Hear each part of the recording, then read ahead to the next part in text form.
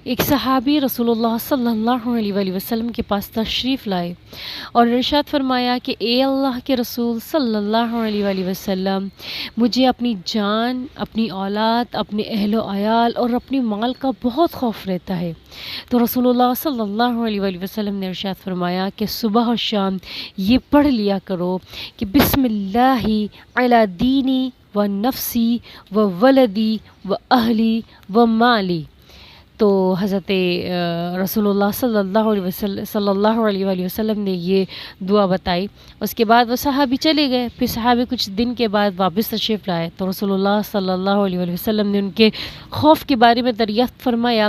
तो अर्ज़ किया उन सहाबी ने कि ए अल्लाह के रसूल सल्लल्लाहु अलैहि वसल्लम, कसम है उस ज़ात की जिसने आपको हक़ के साथ मबऊस किया, अब मेरा सारा खौफ गायब हो गया। सुब्हान अल्लाह।